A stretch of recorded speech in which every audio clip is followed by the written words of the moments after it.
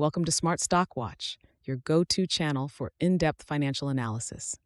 Today is January 29th, 2025, and we're diving into Sandy Spring Bancorp's latest earnings report for the fourth quarter of 2024. Joining us is John, our senior analyst from Smart Stock Watch. John, thanks for being here. Thank you for having me. Sandy Spring Bancorp, a prominent community bank in the greater Washington, D.C. area, has just released its Q4 2024 earnings report, and there's a lot to unpack, especially with the recent goodwill impairment charge impacting their bottom line.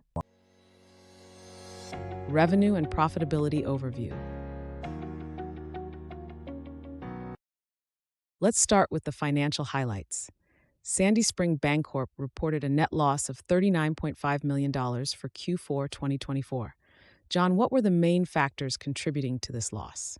The primary factor was a $54.4 million goodwill impairment charge related to their merger agreement with Atlantic Union Bankshares Corporation. This non-cash charge significantly impacted their net income. However, it's important to note that their core earnings, which exclude such extraordinary items, were $21 million, showing an improvement from the previous quarter. And how did their net interest income perform? Net interest income grew by 6% compared to the previous quarter, driven by higher interest income and a decrease in interest expenses. This indicates a strong operational performance despite the impairment charge.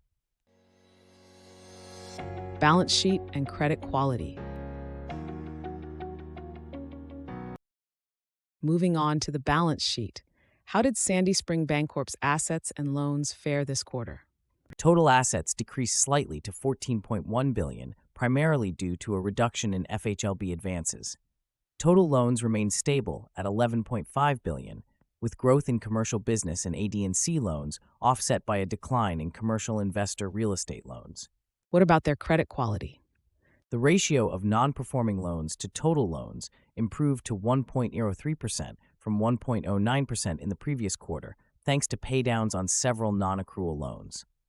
The allowance for credit losses increased to $134.4 million, reflecting a cautious approach amid slight economic uncertainties. Operational efficiencies and future outlook. John, can you elaborate on Sandy Spring Bancorp's operational efficiencies and their future outlook? Certainly. The net interest margin improved to 2.53%, reflecting effective management of interest-bearing liabilities. Non-interest income also saw a 10% increase, driven by higher income from bank-owned life insurance and wealth management. The non-GAAP efficiency ratio improved to 67.16%, indicating better cost management. And what did the CEO have to say about these results? Daniel J. Schrider, the CEO, expressed satisfaction with the improved net interest margin and core earnings growth. He emphasized their commitment to serving clients and building communities in the greater Washington region, which remains a key focus for the bank. EPS forecast and analyst expectations. Let's discuss the earnings per share. Analysts had forecasted an EPS of 48 cents. How did Sandy Spring Bancorp perform in this regard?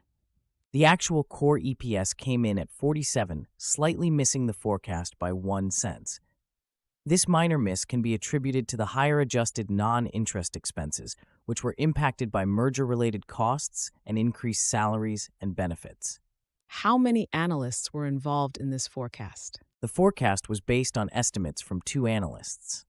While the miss was slight, it highlights the challenges the bank faces in managing costs amid strategic changes. Key takeaways. In summary, Sandy Spring Bancorp faced a challenging quarter with a net loss of $39.5 million due to a significant goodwill impairment charge. However, their core earnings and net interest margin showed positive trends. John, what are your final thoughts on their investment prospects? Despite the impairment charge, Sandy Spring Bancorp's core operations remained strong, with improvements in net interest income and credit quality. Investors should keep an eye on their strategic initiatives and cost management as they navigate the merger with Atlantic Union Bankshares. Thank you, John, for your insights. And thank you to our viewers for tuning in.